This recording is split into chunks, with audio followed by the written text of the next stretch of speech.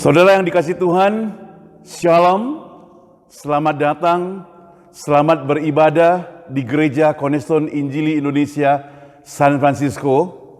Mari dalam rangka kita mengenang Hari Pentakosta, kita akan masuk dalam kebaktian ini.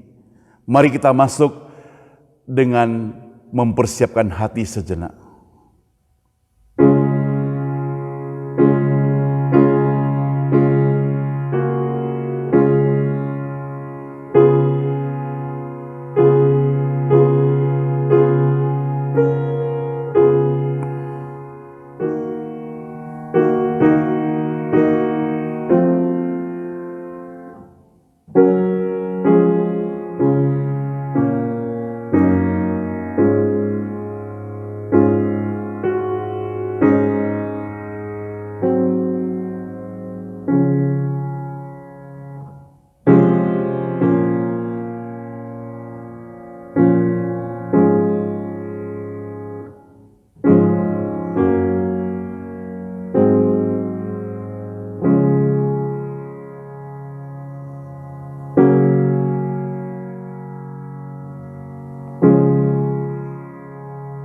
Dengarkan firman Tuhan. Marilah kita bersorak-sorak untuk Tuhan. Bersorak-sorak bagi gunung batu keselamatan kita. Biarlah kita menghadap wajah-Nya dengan nyanyian syukur. Bersorak-sorak baginya dengan nyanyian mazmur. Sebab Tuhan adalah Allah yang besar dan Raja yang besar mengatasi segala Allah. Kebaktian pada hari ini kita pertaruhkan ke dalam nama Allah Bapa, Allah Anak, Allah Roh Kudus. Kiranya damai sejahtera menaungi kita sekalian. Mari kita sama-sama bangkit berdiri, saudara. Kita akan nyanyikan nomor 14 dalam buku nyanyian kita, nomor 14. Sungguh besar Kau Allahku, how great Thou art. Bait pertama, 2 dan 3.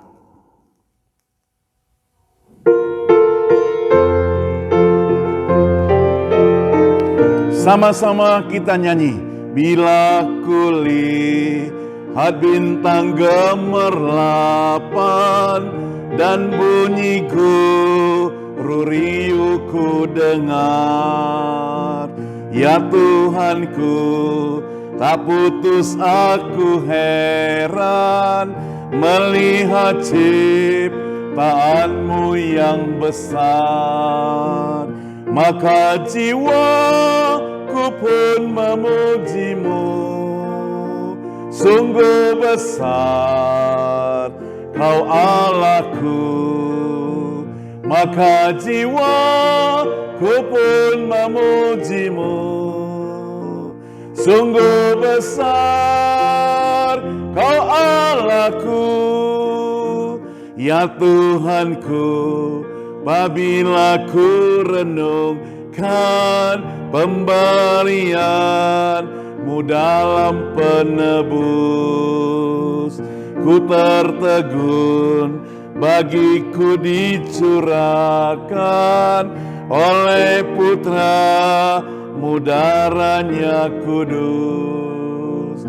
Maka jiwaku pun memuji-Mu, sungguh besar Kau Allahku.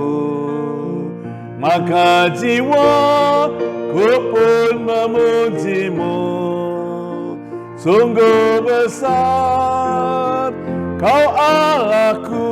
Ketiga, apabila nanti Kristus memanggilku, sukacitaku amatlah besar, karena terkabullah yang ku rindukan, melihat di Kau Tuhanku akbar. Maka jiwaku pun memuji-Mu, sungguh besar Kau Allahku. Maka jiwaku pun memuji-Mu, sungguh besar Kau Allahku. Refnya sekali lagi. Maka jiwaku pun memuji-Mu, sungguh besar Kau Allahku. Maka jiwaku pun memuji-Mu. Katakan sungguh besar, sungguh besar, sungguh besar, sungguh besar Kau Allahku. Mari kita berdoa. Benar, sungguh besar Kau Allah Bapa kami yang di surga. Engkau bukan hanya datang ke dunia ini, Engkau mati di atas kayu salib, Engkau bangkit dari kubur, Engkau naik ke surga, dan Engkau mencurahkan Roh Kudus-Mu buat kami semua, menemani kami, menjadi kekuatan buat setiap kami. Itu sebabnya Tuhan, kami tidak henti-hentinya mengucap syukur dan terima kasih kepadamu. Oh Tuhan, berkati kebaktian ini yang sedang berlangsung. Hamba-Mu mau serahkan semua yang terlibat dalam pelayanan hari ini, baik yang memimpin, yang menyampaikan firman Tuhan, ataupun yang main musik, serta seluruh jemaat dimanapun mereka berada Tuhan. Mereka diberkati juga Tuhan. Bapa di surga, kami menyerahkan ke dalam tangan Tuhan untuk kelanjutan dari kebaktian ini ke dalam tangan Tuhan. Biar Tuhan yang memimpin dari awal, pertengahan, sampai akhirnya. Hanya dalam nama Tuhan Yesus, Juru Selamat kami yang hidup. Kami semuanya berdoa. Amin. Hormat diberi bagi Bapa, Anak, dan Roh Kudus, dari mula sampai sekarang dan seterusnya termulia. Amin. Amin. Saudara, mari kita sama-sama menyanyikan puji-pujian kembali. Nomor 172, Hanyalah Darahnya Yesus.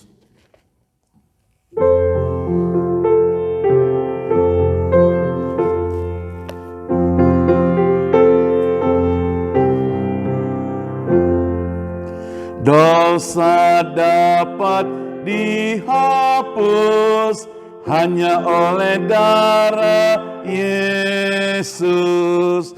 Aku disempurnakan hanya oleh darah Yesus. Darahnya yang kudus membasuh dosaku, tiada yang lain, hanyalah darahnya Yesus. Luput dari hukuman hanya oleh darah Yesus. Yang dapat selamatkanku hanyalah darahnya Yesus.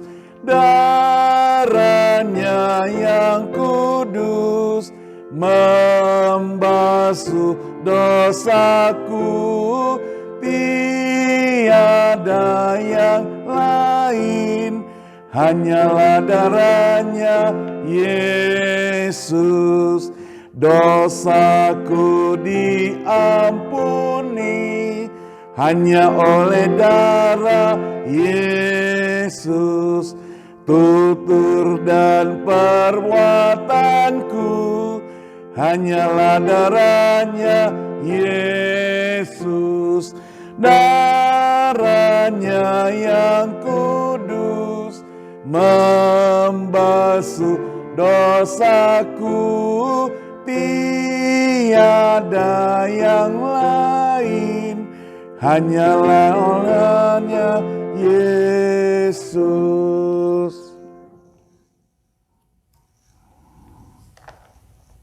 Bersama dengan gereja segala abad dan tempat.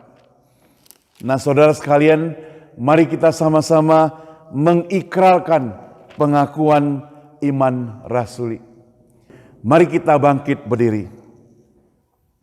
Pengakuan iman rasuli. Aku percaya pada Allah, Bapa yang Maha Kuasa, Khalik langit dan bumi, dan kepada Yesus Kristus, Anaknya yang tunggal, Tuhan kita, yang dikandung daripada Roh Kudus, lahir dari anak darah Maria, yang menderita sengsara di bawah pemerintahan Pontius Pilatus, disalibkan, mati dan dikuburkan, turun ke dalam kerajaan maut, pada hari yang ketiga bangkit pula dari antara orang mati, naik ke surga, duduk di sebelah kanan Allah, Bapa yang Maha Kuasa, dan dari sana ia akan datang untuk menghakimi orang yang hidup dan yang mati. Aku percaya pada Roh Kudus, gereja yang kudus dan am, persekutuan orang kudus, pengampunan dosa, kebangkitan tubuh, dan hidup yang kekal. Amin. Dipersilakan duduk kembali. Saudara, mari kita sama-sama masuk dalam doa syafaat. Bapa kami di surga, sekali lagi kami mengucap syukur atas kemurahan-Mu, atas pimpinanmu, atas pemeliharaanmu buat segala kehidupan kami. Kami diberikan tubuh yang sehat, kami diberikan makanan yang cukup, kami diberkati Tuhan, biar kami sekali lagi mengingat akan kasih-Mu dengan ucapan syukur. Di tengah-tengah kami mengucap syukur, kami juga mengingat jika ada teman-teman kami yang mungkin kehilangan pekerjaan, yang mungkin merasa tidak cukup, yang saat ini sedang lemah tubuh sakit. Oh Tuhan, Engkau juga jangkau mereka, jamah mereka Tuhan. Berikan kesembuhan pada mereka Tuhan, berikan segala kebutuhan kepada mereka. Bapa kami di surga, sekali lagi kami juga tidak lupa berdoa untuk kondisi di dunia ini, khususnya masalah pandemik Tuhan. Sampai detik ini kami masih belum merasakan tanda-tanda berhentinya pandemik COVID-19 Tuhan. Tetapi kami bersyukur Tuhan kalau proses vaksinasi di mana-mana sudah berlangsung. Khususnya untuk Amerika kami doakan agar vaksinasi ini boleh segera tuntas sehingga kami boleh melaksanakan aktivitas kami Tuhan. Dan kami doakan agar orang-orang yang ada di Amerika ini diberikan tubuh yang sehat. Kami doakan untuk masyarakat seluruh dunia, kami ingat untuk India, kami ingat Malaysia, bahkan kami ingat negeri kami sendiri Indonesia, atau dimanapun berada Tuhan. Taiwan juga Tuhan kami dengar kembali berkecamuk COVID-19 Tuhan. Oh Tuhan, Engkau sembuhkan mereka Tuhan, pulihkan mereka Tuhan. Sehingga mereka boleh leluasa kembali hidup seperti sedia kala. Bapa kami di surga, kami juga berdoa untuk perselisihan yang ada di Timur Tengah. Kami ingat Israel, kami ingat Palestina Tuhan. Kami doakan untuk kedua bangsa ini Tuhan, kedua orang-orang yang berkecamuk ini Tuhan. Jikalau ada korban-korban, biar Engkau Tuhan campur tangan, Engkau Tuhan juga memberikan penghiburan, pertolongan kepada mereka. Namun Tuhan, jikalau ada orang-orang yang berniat jahat, misalnya teroris dan sebagainya, terlibat di dalamnya, oh Tuhan, Engkau musnahkan semua Tuhan. Kami ingin adanya kedamaian. Kami mesrakan semuanya ini ke dalam tangan Tuhan. Bapa di surga, kami juga percaya Tuhan, setiap kami yang mendengarkan ibadah, mengikuti ibadah ini, biarlah Tuhan Engkau memelihara mereka satu persatu dimanapun mereka berada Tuhan, dengan tubuh yang sehat, berkati pekerjaan mereka. Secara khusus kami ingat akan jemaat kami Tuhan, jikalau mereka pada saat ini sedang menanti pekerjaan, berikan yang terbaik buat mereka. Jikalau saat ini mereka sedang menunggu kesembuhan, oh Tuhan, pulihkan mereka Tuhan. Jikalau ada di antara mereka yang sedang menanti surat-surat resmi dari imigrasi, Tuhan, segera Engkau berikan kepada mereka. Kami tidak tahu apa yang menjadi pergumulan dari setiap orang yang mendengarkan saat ini Tuhan. Tetapi siapapun yang mengikuti kebaktian Tuhan, kami doakan mereka agar mereka senantiasa diberkati oleh Tuhan dan mendapatkan sukacita yang daripada Tuhan saja. Bapa kami di surga, kami mau doakan untuk negara Amerika, untuk negara Indonesia. Berkati negara ini Tuhan, berkati presiden sampai pemimpin yang paling bawah, masyarakat semua Tuhan, berkati mereka supaya orang-orang lebih banyak boleh takut akan Tuhan, percaya kepada Yesus. Tuhan, sebentar kami akan mendengarkan firman Tuhan. Dan kami akan mengakhiri doa ini juga Tuhan, berkati Tuhan. Doa ini tidak sempurna. Sempurnakanlah Tuhan melalui doa yang Engkau pernah ajarkan kepada murid-murid-Mu. Bapa kami yang di surga, dikuduskanlah nama-Mu. Datanglah kerajaan-Mu, jadilah kehendak-Mu di bumi seperti di surga. Berikanlah kami pada hari ini makanan kami yang secukupnya.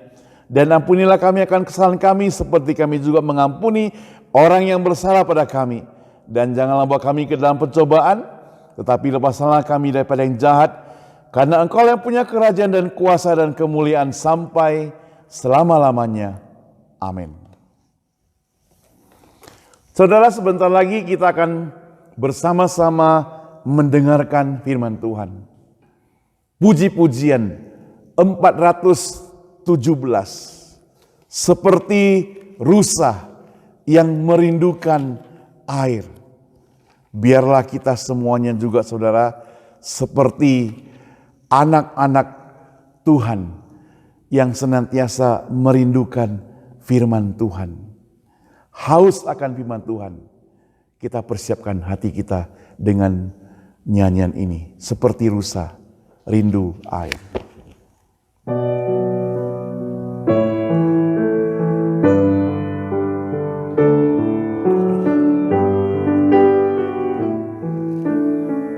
Sama-sama nyanyikan.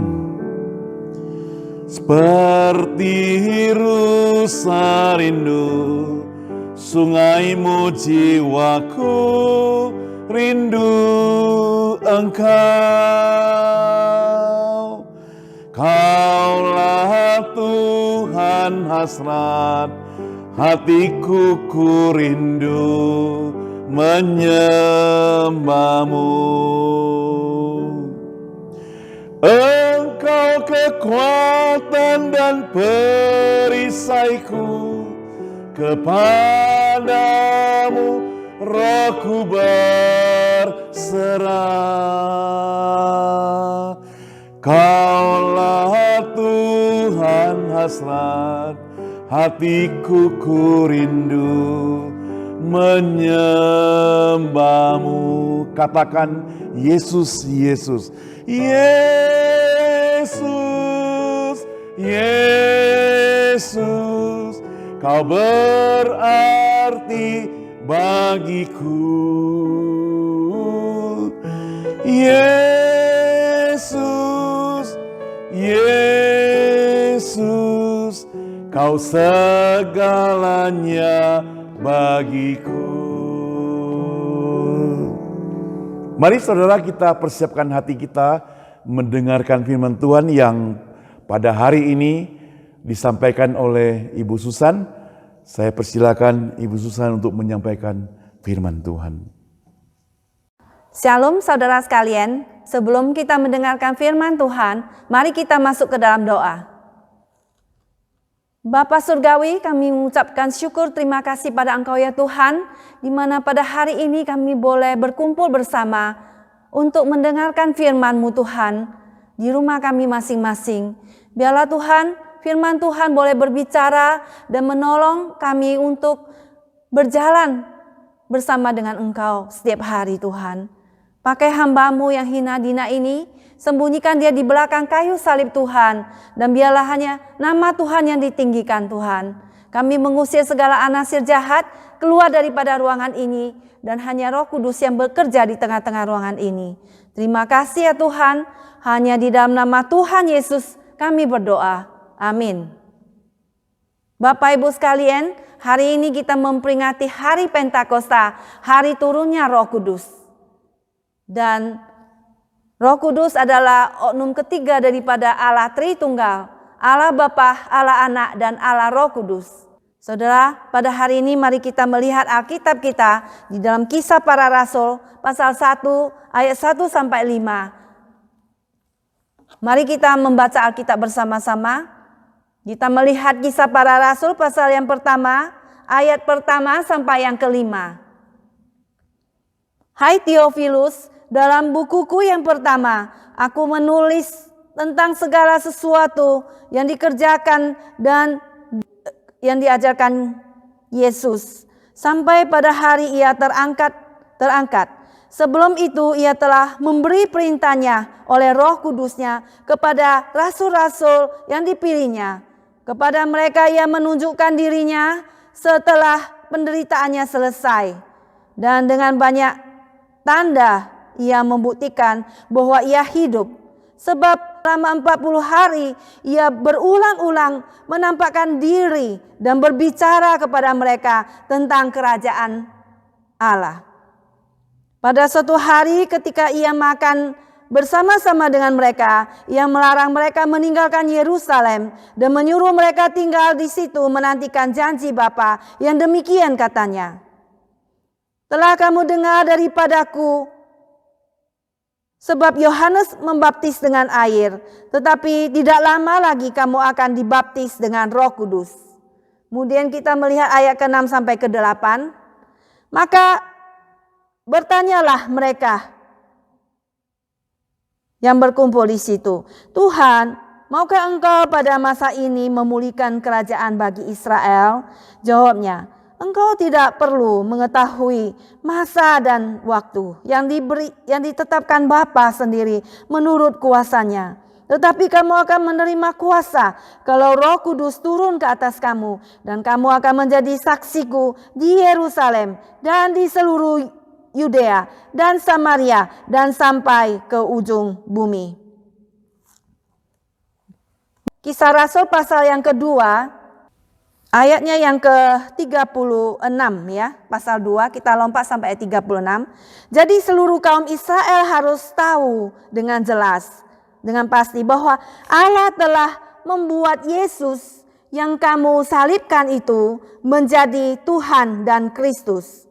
Ketika mereka mendengar hal itu, hati mereka sangat terharu. Lalu mereka bertanya kepada Petrus dan rasul-rasul yang lain, apakah yang harus kami perbuat, saudara-saudara?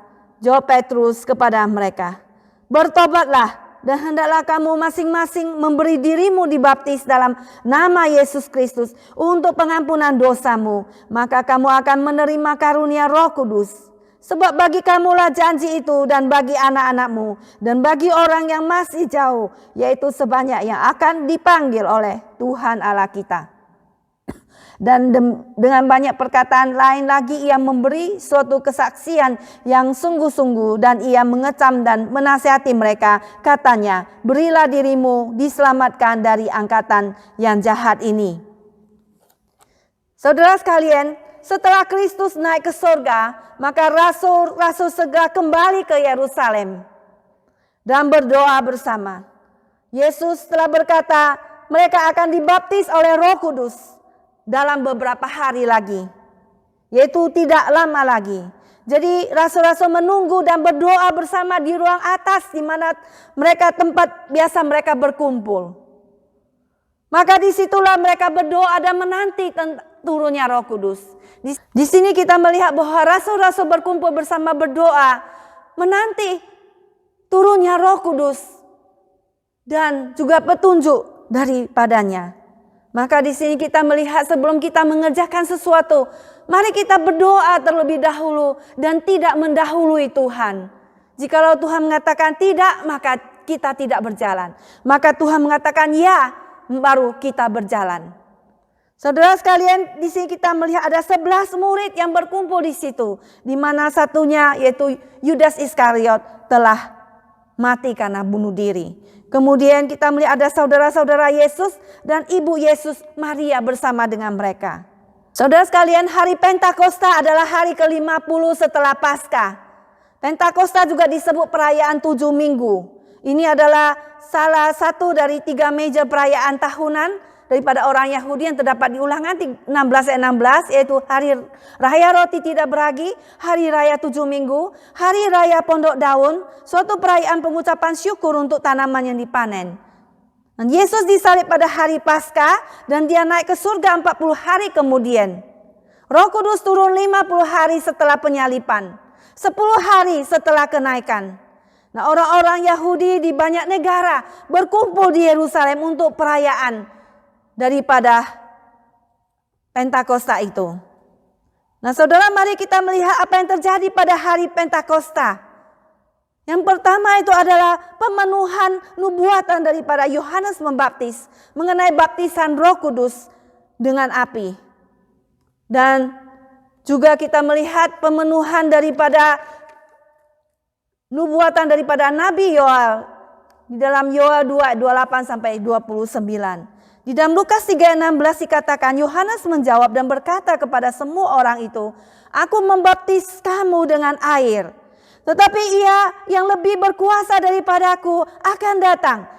Dan membuka tali kasutnya pun aku tidak layak. Ia akan membaptis kamu dengan Roh Kudus dan dengan api." Saudara sekalian, juga penggenapan nubuatan daripada Yoel yang terdapat di dalam Yoel pasal 2:28 sampai 29. Saya akan bacakan untuk saudara sekalian. Yoel 2 ayat 28 sampai 29. Kemudian daripada itu akan terjadi bahwa aku akan mencurahkan rohku ke atas semua manusia. Maka anak-anakmu laki-laki dan perempuan akan bernubuat. Orang-orangmu yang tua akan mendapat mimpi. Teruna-turunamu akan mendapat penglihatan-penglihatan. Juga ke atas hamba-hambamu laki-laki dan perempuan akan kucurahkan rohku pada hari-hari itu.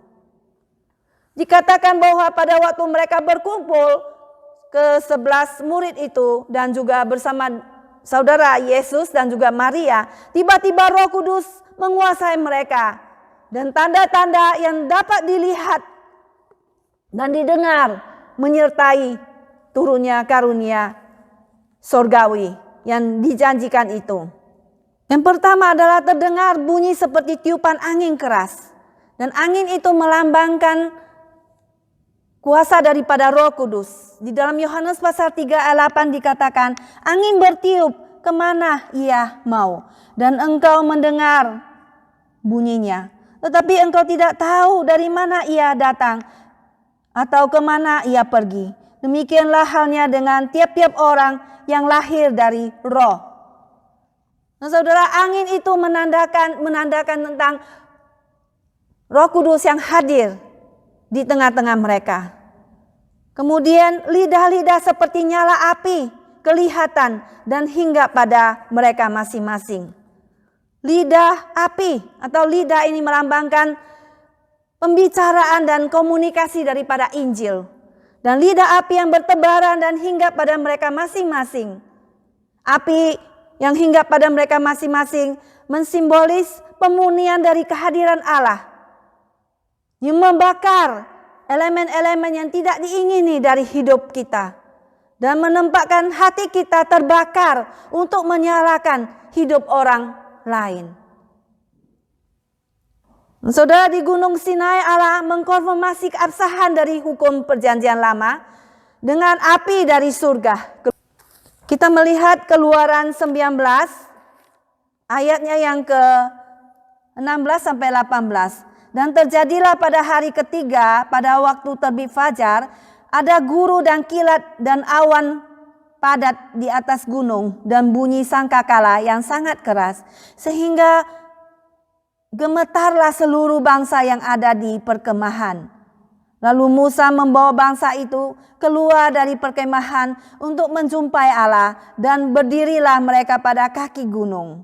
Gunung Sinai ditutupi seluruhnya dengan asap karena Tuhan turun ke atasnya dalam api. Asapnya membumbung seperti asap dari dapur, dan seluruh gunung itu gemetar sangat. Kemudian kita melihat pada Pentakosta, Allah mengkonfirmasikan keabsahan pelayanan Roh Kudus dengan mengirim api. Di Gunung Sinai, api turun pada satu tempat, yaitu di Gunung Sinai. Sedangkan pada hari Pentakosta, api turun kepada banyak orang-orang percaya, yang mensimboliskan bahwa kehadiran Allah sekarang ini tersedia pada semua orang yang percaya kepada Tuhan Yesus. Di mana setiap kita yang menerima Tuhan Yesus dan kita pada hari dibaptis, maka Roh Kudus hadir di dalam hati kita dan menuntun hidup kita ke jalan yang benar.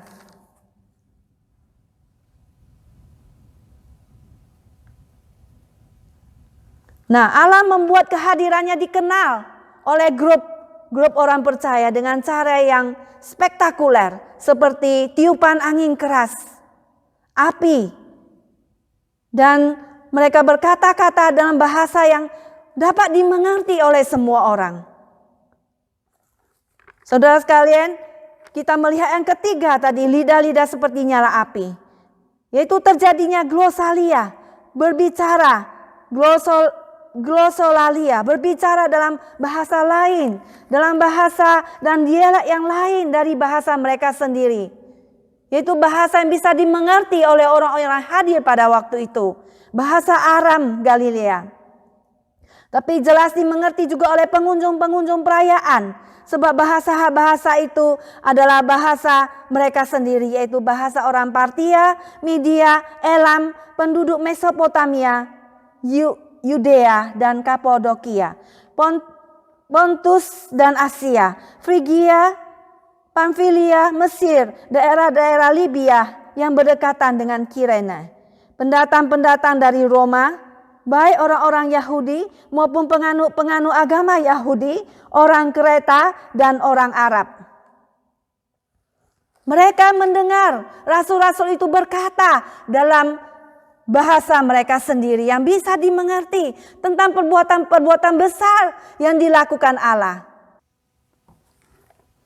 Nah, saudara, Tuhan itu memampukan kita juga berbicara dengan berbagai bahasa, dengan berbagai mujizat untuk membawa perhatian orang, agar kehadiran daripada kuasa Roh Kudus itu juga bisa membuat orang-orang itu percaya kepada Tuhan kemanapun kita pergi. Nah, saudara, Tuhan memampukan kita untuk melayani Dia dengan kuasa daripada atas, daripada kuasa Roh Kudus, dengan berbagai bahasa yang Tuhan berikan kepada kita. Di mana kita yang bisa berbahasa Indonesia, berbahasa Mandarin, berbahasa Inggris, dimanapun kita berada, kita bisa melayani Tuhan dan dipakai oleh Tuhan. Nah, turunnya daripada Roh Kudus memampukan kita untuk melayani Tuhan. Tuhan menyatakan kehadirannya dengan berbagai cara yang seperti tadi kita saksikan. Di mana Allah menyatakan dirinya kepada kita supaya kita bisa mengenal Dia. Di dalam 1 Raja-Raja 19 ayat 10 sampai 13, kita melihat Elia juga membutuhkan pesan daripada Allah, di mana di sana ada datang angin yang keras. Kemudian ada gempa bumi dan terakhir ada api. Tetapi kita melihat firman Tuhan datang dalam sebuah suara angin yang sepoi-sepoi, angin yang lembut. Allah mungkin memakai cara-cara yang dramatis untuk bekerja dalam kehidupan kita. Atau Dia juga bisa berbicara dalam bisikan yang lembut di dalam hati kita. Dan biarlah kita mendengarkan suara daripada Roh Kudus. Suara Roh Kudus yang berbicara dengan suara yang lembut dalam hati kita. Biarlah menjadi semakin besar suara itu untuk mengalahkan suara-suara yang berasal daripada dunia. Sehingga kita mendengarkan bisikan dari Roh Kudus yang mengingatkan kita akan firman Tuhan. Saudara, kekristenan tidaklah dibatasi oleh ras ataupun golongan. Kristus menawarkan keselamatan kepada semua orang tanpa mempedulikan kepada kebangsaan. Allah bekerja pada semua jenis melalui tanda mujizat untuk menyebarkan Injil. Memakai banyak bahasa untuk memanggil semua orang untuk menjadi pengikutnya. Tak peduli siapakah suku, bahasa, warna, ras, golongan. Allah berbicara kepadamu. Apakah engkau mendengar? Saudara, apakah kita juga mendengar suara Tuhan? Demikianlah Tuhan memanggil hambanya seperti Samuel. Seperti sebuah lagu, Tuhan panggil hambanya seperti Samuel. Maukah engkau menjawab, hambamu mendengar. Demikianlah Samuel pada waktu kecil dia sudah dipersembahkan oleh Hana mamanya kepada Tuhan di rumah Imam Eli. Dan pada waktu malam dia mendengar suara Tuhan memanggil dia, Samuel, Samuel. Dan Samuel itu dia tidak tahu karena dia masih kecil. Dia pergi ke kamarnya Imam Eli dan bertanya, apakah engkau memanggilku? Imam Eli berkata, tidak, pergilah engkau tidur. Pada waktu dia tidur terdengar suara lagi, Samuel, Samuel. Dan Samuel pergi ke kamarnya Imam Eli. Dan Eli berkata, saya tidak memanggilmu, pergilah tidur lagi. Pada waktu dia tidur, Tuhan panggil lagi, Samuel, Samuel. Samuel pergi lagi ke kamarnya Imam Eli. Imam Eli tahu bahwa itu adalah suara daripada Tuhan yang memanggil dia. Dan pada waktu itu Imam Eli berkata, kembalilah tidur. Dan pada waktu Tuhan panggil engkau, berkatalah. Berkatalah kepada Tuhan, Tuhan berbicaralah padaku sebab hambamu ini mendengar. Maka Samuel pun pergi lagi ke kamarnya tidur dan terdengarlah keempat kalinya Tuhan memanggil dia, Samuel, Samuel. Maka Samuel berkata, berbicaralah kepadaku ya Tuhan sebab hambamu ini mendengar. Demikianlah saudara, maukah engkau juga mendengar suara Tuhan yang kudus itu? Untuk kita menjawab panggilan Tuhan. Berbicaralah kepadaku ya Tuhan, sebab hambamu ini mendengar. Kemudian yang kedua, kita melihat apa yang terjadi pada hari Pentakosta. Pada hari yang Pentakosta itu kita melihat bahwa Petrus bersaksi bagi Tuhan dengan berani dan confident. Kita melihat di dalam ayat ke-14 ya, sampai seterusnya. Kita melihat bahwa Petrus yang pernah menyangkal Yesus 3 kali. Dia telah diampuni dosanya. Dia diperbaharui dan dirubah oleh kasih Yesus yang besar itu. Di mana kita melihat dalam Yohanes 21 ayat 15 sampai 19. Tuhan Yesus directly datang kepada Petrus yang pada waktu itu pergi menangkap ikan. Yang kita tahu Petrus pernah menangkal Yesus 3 kali. Dan setelah pertemuan itu, Petrus tidak pernah lagi bertemu secara langsung dengan Tuhan Yesus. Dan Tuhan Yesus datang kepada Petrus dan bertanya, Petrus, Simon anak Yohanes, apakah engkau mengasihi aku lebih daripada mereka-mereka ini? Maka Petrus berkata, ya Tuhan, aku mengasihimu. Kemudian Tuhan berkata, Simon anak Yohanes, apakah engkau mengasihi aku? Maka Simon berkata, ya benar Tuhan, aku mengasihimu. Ketiga kali lagi Tuhan berkata, Simon anak Yohanes, apakah engkau mengasihi aku? Maka Petrus karena ditanya 3 kali dia menangis dan berkata, ya Tuhan, engkau tahu engkau tahu segala sesuatu, engkau tahu bahwa aku mengasihi engkau. Maka saat itu Petrus diperbarui oleh Tuhan. Demikianlah saudara, Tuhan bisa memakai kita yang penuh dengan keberdosaan ini untuk dipakai oleh Tuhan. Apabila kita bertobat, mengaku dosa kita, maka Tuhan akan memakai kita, memperbarui hidup kita, dan kita akan diampuni dosa kita.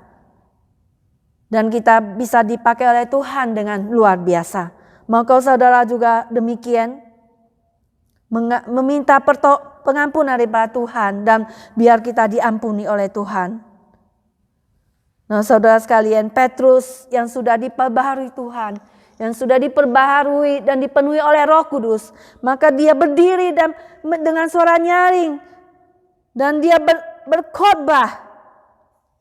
Dia menolak ejekan daripada orang-orang yang datang pada waktu itu bahwa mereka mabuk oleh anggur karena hari masih pagi, baru jam 9. Dan dia mulai menjelaskan nubuatan dalam Yoel pasal 2 ayat 28 sampai 32 yang tadi kita bacakan. Dan dia menjelaskan penggenapan daripada nubuatan itu. Saudara sekalian, turunnya Roh Kudus adalah penggenapan nubuatan daripada Nabi Yoel. Di mana hari terakhir, Kisah pasal 2 ayat 17 menunjuk kepada waktu sekarang ini. Yaitu hari pada waktu Petrus dan untuk kita sekarang ini. Yaitu waktu antara kebangkitan Yesus dan kedatangannya yang kedua kali. Yaitu hari-hari terakhir. Yang menjelaskan bahwa akan dicurahkan rohnya kepada semua manusia. Tidak pandang jenis kelamin, umur, status sosial, ras, tanpa diskriminasi. Dan mereka akan bernubuat, artinya mereka akan membicarakan firman Tuhan. Melihat penglihatan dan mimpi. Ini adalah karakteristik dari kehidupan gereja pada hari-hari terakhir. Dan pada hari Pentakosta, Roh Kudus dicurahkan ke seluruh dunia. Dan tidak pernah lagi kembali. Sekali tercurah, selamanya tercurah. Dan barang siapa yang berseru kepada Tuhan, dia akan diselamatkan. Dan menerima karunia daripada Roh Kudus. Saudara sekalian, baptisan daripada Roh Kudus ini bersifat representatif. Yaitu bersifat mewakili. Dan bersifat kolektif. Yaitu bersama-sama yang terjadi pada waktu yang bersamaan. Dan bersifat universal. Bersifat keseluruhan. Yang terjadi pada waktu Pentakosta. Maka Petrus berkata, bertobatlah dan hendaklah kamu masing-masing memberi dirimu dibaptis dalam nama Yesus Kristus untuk pengampunan dosamu. Maka kamu akan menerima karunia Roh Kudus. Saudara, maka Roh Kudus itu akan dicurahkan atas hamba-hambaku laki-laki dan perempuan, ayat 18. Akan dicurahkan rohku pada hari-hari itu dan mereka akan bernubuat. Artinya mereka akan membicarakan firman Tuhan. Dan aku akan mengadakan mujizat-mujizat di atas di langit. Dan tanda-tanda di bawah di bumi, darah dan api dan gumpalan-gumpalan asap. Matahari akan berubah menjadi gelap gulita dan bulan menjadi darah. Sebelum datangnya hari Tuhan, hari yang besar dan mulia itu. Dan barang siapa yang berseru kepada nama Tuhan akan diselamatkan. Jadi hari terakhir itu menandakan hari kebangkitan Yesus sampai Kristus datang kedua kali. Dan kemudian hari Tuhan juga berarti kedatangan Tuhan Yesus yang kedua kali itu. Nah saudara, Roh Kudus diberikan kepada kita setiap orang-orang percaya. Dan adalah suatu gift, pemberian daripada Tuhan yang berdiam dalam hati kita. Untuk menuntun hidup kita dan mengingatkan kita kepada firman Tuhan. Di dalam Yohanes pasal 14 ayat 26 mengatakan, tetapi penghibur yaitu Roh Kudus yang akan diutus oleh Bapa dalam namaku. Dialah yang akan mengingatkan kamu akan semua yang telah kukatakan kepadamu. Kemudian di dalam Yohanes 16 ayatnya yang ke-7, 8 dan 9. Yohanes 16 ayat ke-7 saya akan bacakan untuk saudara sekalian. 16 ayatnya yang ke-7. Namun benar yang kukatakan ini kepadamu adalah lebih berguna bagi kamu jika aku pergi. Sebab jikalau aku tidak pergi, penghibur itu tidak akan datang kepadamu. Tetapi jikalau aku pergi, aku akan mengutus dia kepadamu. Dan kalau ia datang, ia akan menginsafkan dunia akan dosa, kebenaran dan penghakiman. Akan dosa karena mereka tidak percaya kepadaku. Akan kebenaran karena aku pergi kepada Bapa dan kamu tidak melihat aku lagi. Akan penghakiman karena penguasa dunia ini telah dihukum. Kemudian Yohanes 16 ayat 13-14 berbunyi demikian. Tetapi apabila ia datang, yaitu roh kebenaran, ia akan memimpin kamu ke dalam seluruh kebenaran. Sebab ia tidak akan berkata-kata daripada dirinya sendiri, tetapi segala sesuatu yang didengarnya, itulah yang akan dikatakannya. Dan ia akan memberitahu kepadamu hal-hal yang akan datang. Ia akan memuliakan aku, sebab ia akan menceritakan kepadamu apa yang diterimanya daripadaku. Demikian Roh Kudus datang akan memuliakan Kristus. Dan Roh Kudus akan menceritakan kepadamu apa yang diterimanya daripada Tuhan Yesus. Demikianlah kita semua mengikatkan diri kepada firman Tuhan, sehingga kita tidak menjadi liar, saudara sekalian. Kemudian yang selanjutnya, khotbah daripada Petrus, bahwa rencana keselamatan Allah itu adalah melalui Yesus Kristus. Tadi khotbah daripada Petrus bahwa Roh Kudus turun itu adalah penggenapan daripada Nabi Yoel.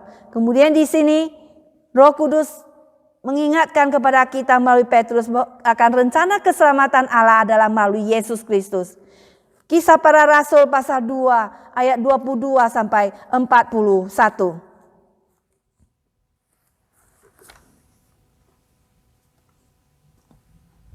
Hai orang-orang Israel, dengarlah perkataan ini. Yang aku maksudkan ialah Yesus dari Nazaret, seorang yang telah ditentukan Allah dan yang dinyatakan kepadamu dengan kekuatan-kekuatan dan mujizat-mujizat dan tanda-tanda yang dilakukan oleh Allah dengan perantaraan Dia di tengah-tengah kamu. Seperti yang kamu tahu, Dia yang diserahkan Allah menurut maksud dan rencananya telah kamu salibkan dan kamu bunuh oleh tangan bangsa-bangsa durhaka. Tetapi Allah membangkitkan Dia dengan melepaskan Dia dari sengsara maut, karena tidak mungkin Ia tetap berada dalam kuasa maut itu.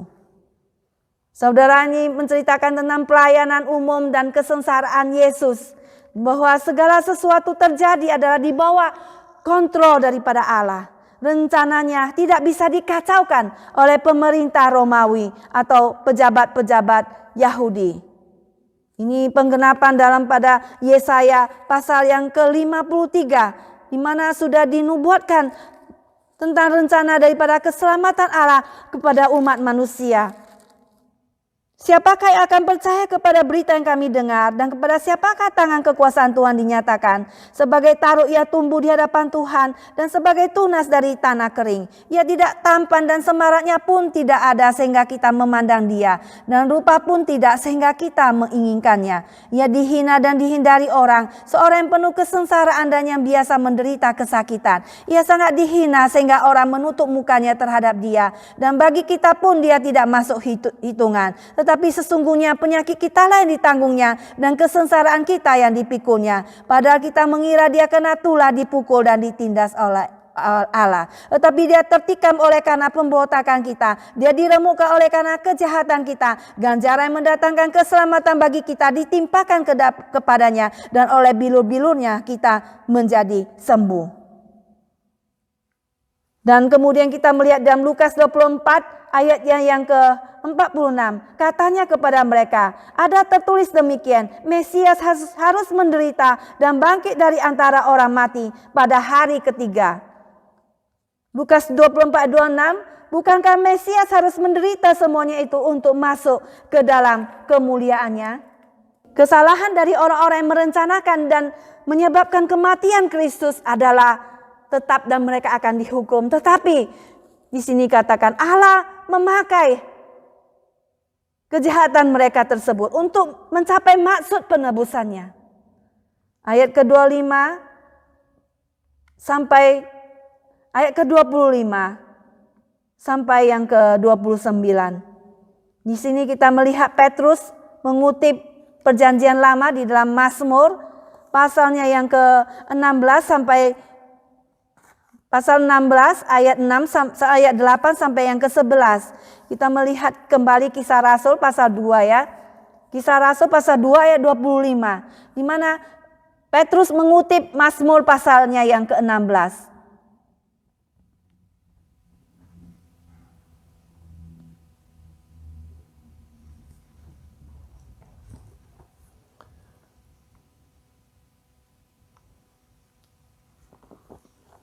Kisah Rasul pasalnya yang kedua, ayatnya yang ke-25, Petrus mengutip perjanjian lama, Mazmur 16 ayat 8 sampai 11. Di sini ayat ke-25, sebab Daud berkata tentang dia, aku senantiasa memandang kepada Tuhan, karena ia berdiri di sebelah kananku, aku tidak goyah.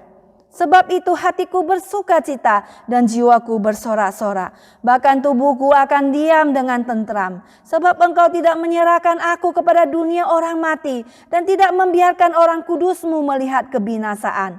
Engkau memberitahukan kepadaku jalan kehidupan. Engkau akan melimpahi aku dengan sukacita di hadapanmu. Nah, bahwa Allah telah membangkitkan Yesus Kristus.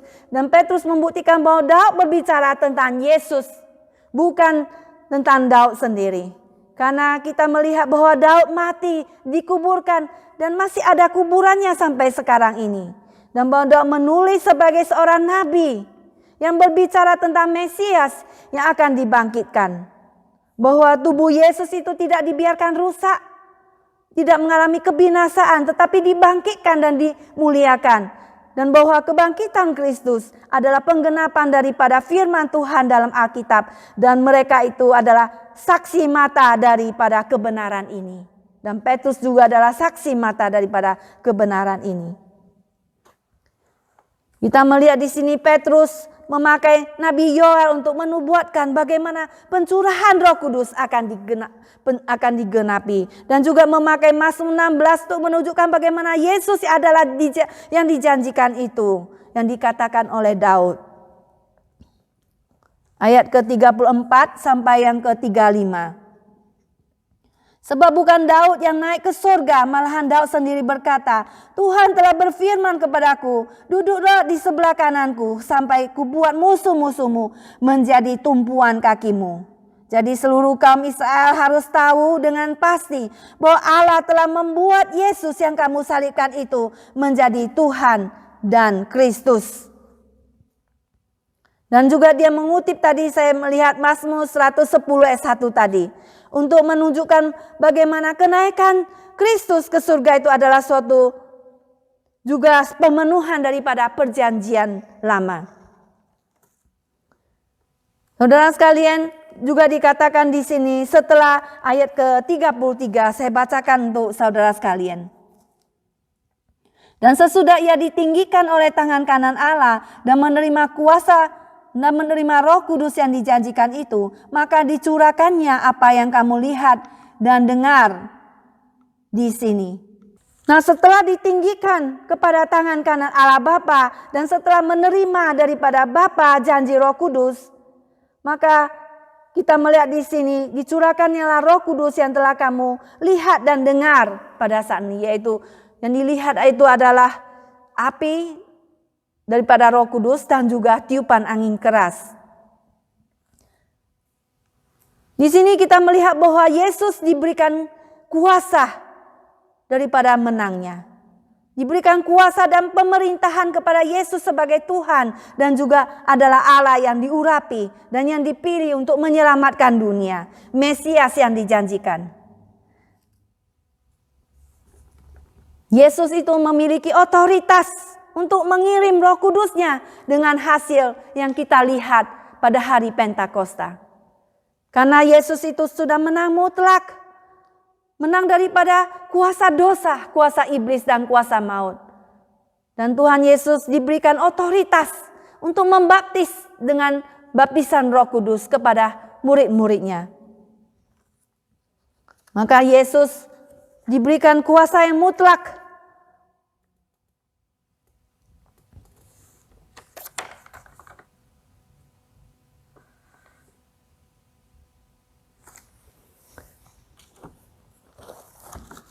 Selanjutnya kita melihat ayat ke-36.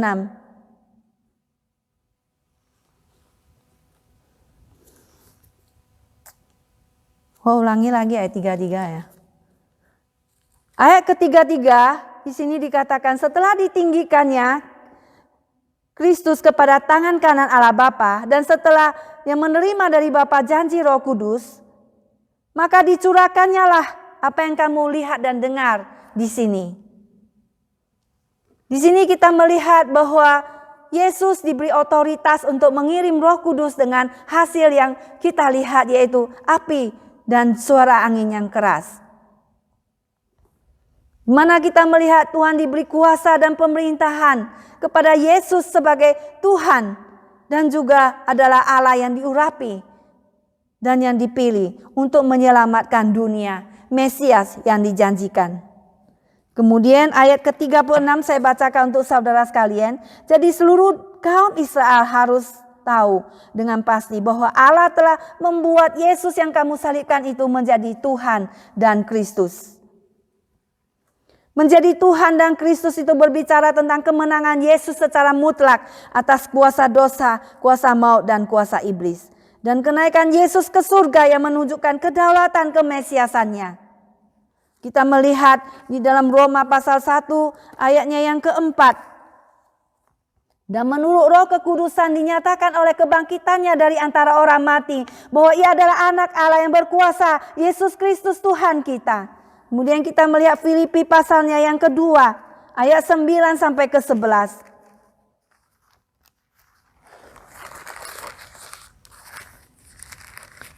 Filipi pasal 2 ayat ke-9 sampai ke-11. Itulah sebabnya Allah sangat meninggikan dia dan mengaruniakan kepadanya nama di atas segala nama. Supaya dalam nama Yesus Kristus bertekuk lutut segala yang ada di langit, yang ada di atas bumi, dan yang ada di bawah bumi. Dan segala lidah mengaku Yesus Kristus adalah Tuhan bagi kemuliaan Allah Bapa. Di sinilah kita melihat Yesus yang sudah menang mutlak. Dia adalah Tuhan dan dia adalah juru selamat, Mesias. Saudara sekalian, mari kita semua menyembah kepada Yesus yang adalah Tuhan dan juru selamat itu. Demikianlah anjuran daripada Petrus di dalam ayat ke-37. Selanjutnya kita melihat anjuran supaya bertobat dari dosa dan menjadi percaya. Kembali kita melihat kisah Rasul tadi pasal 2. Setelah mereka mendengar semua argumen Petrus, maka kita melihat hati mereka terpotong. Yang tadinya mereka mengejek, mereka sedang mabuk oleh anggur. Tapi pada waktu mereka mendengar khotbah daripada Petrus, hati mereka tersayat-sayat, hati mereka terharu. Ya, di dalam terjemahan lain, hati mereka itu mendapat pukulan. Mereka sadar bahwa mereka lah yang bertanggung jawab atas darah orang yang diurapi Tuhan, orang yang tidak bersalah ini. Lalu mereka bertanya, apakah yang harus kami perbuat saudara-saudara? Demikianlah saudara, setelah kita mendengarkan firman Tuhan, kita bukan diam saja dan kita menjadi beku seperti itu. Tapi pada waktu kita mendengar firman Tuhan yang telah dikonfrontasikan oleh Roh Kudus yang menginsafkan kita akan dosa, akan penghakiman dan kebenaran daripada Tuhan, maka kita berespon. Kita melakukan sesuatu untuk Tuhan. Apa yang perlu kita perbaiki dalam hidup kita, apa yang kita lakukan dalam hidup kita. Saudara, apakah kita berespon terhadap firman Tuhan? Demikian orang-orang ini berespon terhadap khotbah yang disampaikan oleh Rasul Petrus. Apa yang harus kami perbuat saudara-saudara? Dan mereka mendapatkan kepastian jawaban daripada Petrus bahwa Allah akan memberi pengampunan serta Roh Kudusnya kepada mereka jika mereka bertobat dan dibaptis dalam nama Yesus sebagai Mesias. Bahwa barang siapa yang berseru kepada nama Tuhan akan diselamatkan. Ayatnya yang ke-21. Petrus menyuruh para pendengarnya untuk menyelamatkan diri mereka dari angkatan yang rusak itu. Anjurannya itu begitu efektif sehingga 3.000 orang mempercayai berita kelepasan itu dan dibaptiskan pada hari itu. Dengan demikian terbentuklah jemaat Kristen yang pertama. Terbentuklah gereja yang pertama, itu adalah pemberian daripada Roh Kudus. Yaitu membuat orang percaya kepada Tuhan Yesus. Demikianlah hari itu kita mendengar bahwa mereka bertobat, 3.000 orang dibaptiskan. Mereka sadar akan dosa mereka. Saudara, apakah kita juga bertobat saudara sekalian? Apakah kita sudah menerima Tuhan Yesus sebagai Tuhan dan Juru Selamat dalam hati kita hari ini jikalau kita belum, saudara sekalian. Mari kita menerima pengampunannya. Mari kita bertobat, saudara sekalian. Bertobat itu artinya berbelok daripada dosa kita.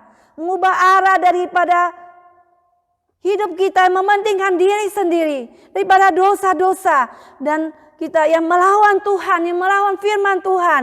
Dan kita kembali, saudara, kita berbelok kepada Kristus. Berubah arah 180 derajat. Kita berbalik kepada Kristus. Dan bergantung kepada Yesus untuk pengampunan dosa kita. Untuk belas kasihan daripada Tuhan. Untuk petunjuk-petunjuk dan tujuan daripada arah hidup kita. Saudara, mari kita menggantungkan hidup kita kepada Tuhan Yesus Kristus.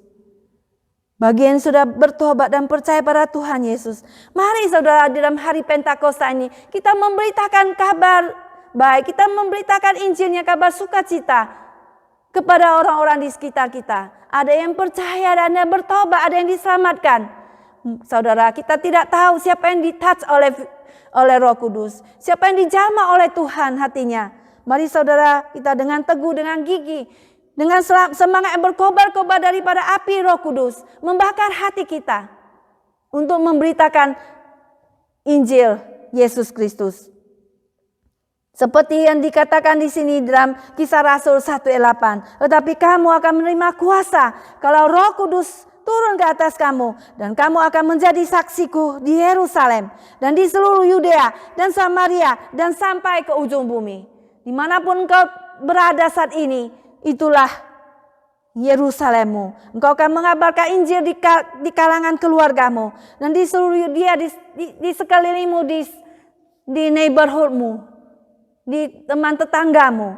Dan sampai ke Samaria dan sampai ke ujung bumi.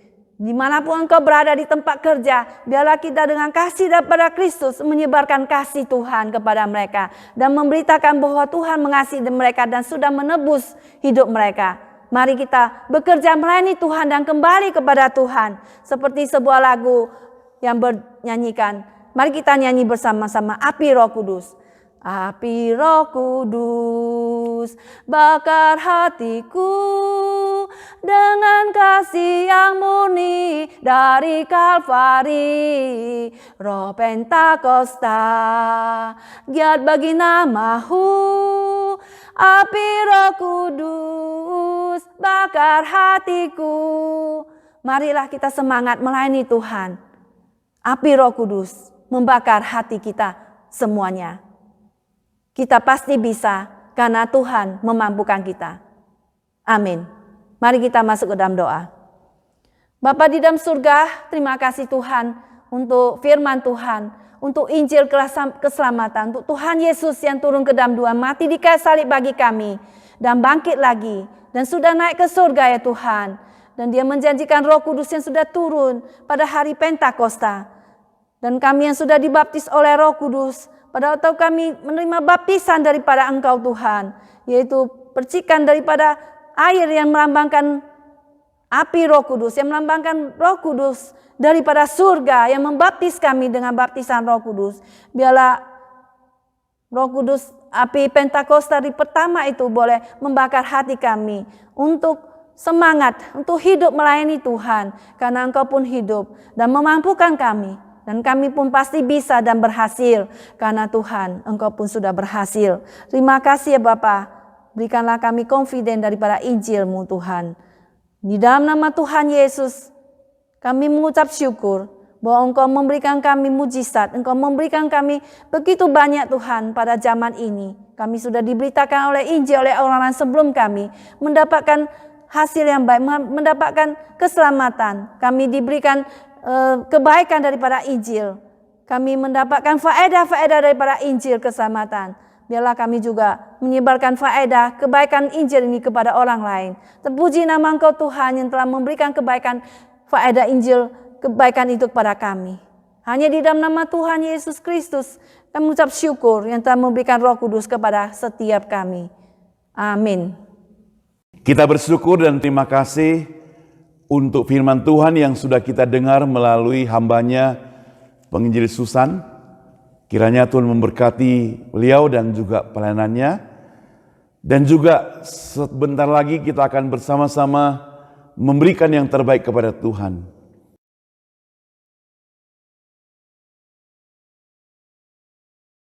Mari kita mempersiapkan berkat-berkat Tuhan yang sudah Tuhan berikan pada kita untuk kita kembalikan sebagian kepada Tuhan untuk pekerjaan Tuhan di dunia ini.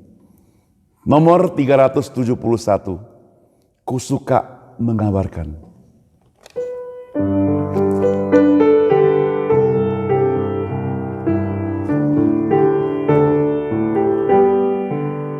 Ku suka mengabarkan tentang hal di sorga, tentang kasih Tuhanku yang mati bagiku.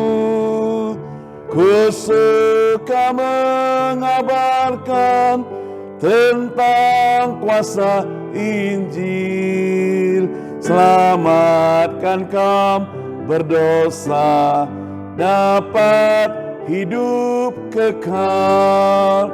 Ku suka mengabarkan Injil Tuhan yang mulia, kabarkan kasih Yesus, keselamatannya. Bait ketiga, ku suka mengabarkan, semakin ku kabarkan pada umat semua, senang mendengarnya. Ku suka mengabarkan tentang Injil Tuhan pada yang belum dengarnya, tentang kasih Tuhan. Ku suka mengabarkan Injil Tuhan yang mulia, kabarkan kasih Yesus dan keselamatannya. Mari kita berdoa ucapan syukur. Kami bersyukur kepadamu Tuhan, karena pada saat ini kesempatan kami boleh bersama-sama mendengarkan firman Tuhan. Berkati hambanya yang telah menyampaikannya dan berkati kami semuanya yang sudah mendengarnya Tuhan. Kami juga berdoa buat setiap jemaat kami Tuhan, yang pada hari ini berkesempatan memberikan yang terbaik kepada Tuhan. Berkati pekerjaan mereka, berkati kesehatan mereka Tuhan, berkati keluarga mereka. Dan kepada teman-teman yang masih belum memberikan yang kepada Tuhan, biarlah Engkau juga tetap memberkati mereka Tuhan, sehingga pada minggu-minggu depan mereka juga boleh memberikan yang terbaik kepadamu Tuhan. Tuhan, kiranya apa yang kami persembahkan ini, yang kami persembahkan dengan sukarela, boleh menjadi bunga yang harum, yang boleh menjadi berkat untuk firman Tuhan disampaikan kepada orang lain melalui pekerjaan Tuhan di gereja kami. Di dalam nama Tuhan Yesus kami berdoa. Amin. Kita akan nyanyikan doksologi, kemudian doa berkat, dan amin song untuk menutup kebaktian kita.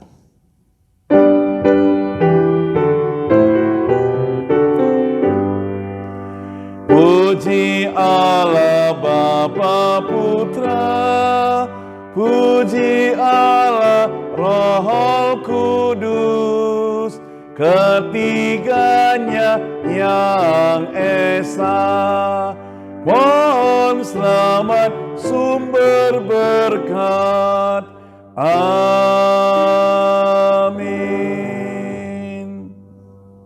Jemaat yang mengasihi dan dikasihi Tuhan, terimalah berkat Tuhan, kasih dari Allah Bapa, anugerah dan keselamatan daripada Yesus Kristus, pertolongan dan penghiburan dari Roh Kudus menyertai kita sekalian hari ini, besok, dan sampai selama-lamanya. Amin. Amin. Amin. Amin. Amin. Dipersilakan duduk kembali. Hide me now under your wings. Cover me within your mighty hand. When the oceans rise and thunders roar, I will soar with you above the storm. Father, you are king over the flood. I will be still and know you are God.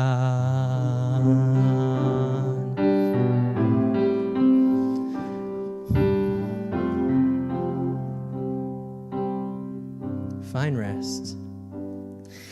Find rest, my soul, in Christ alone. Know His power in quietness and trust.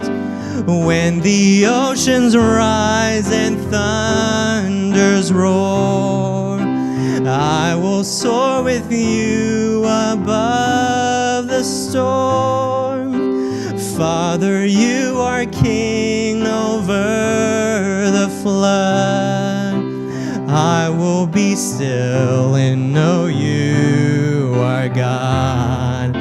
When the oceans rise and thunders roar, I will soar with you above the storm.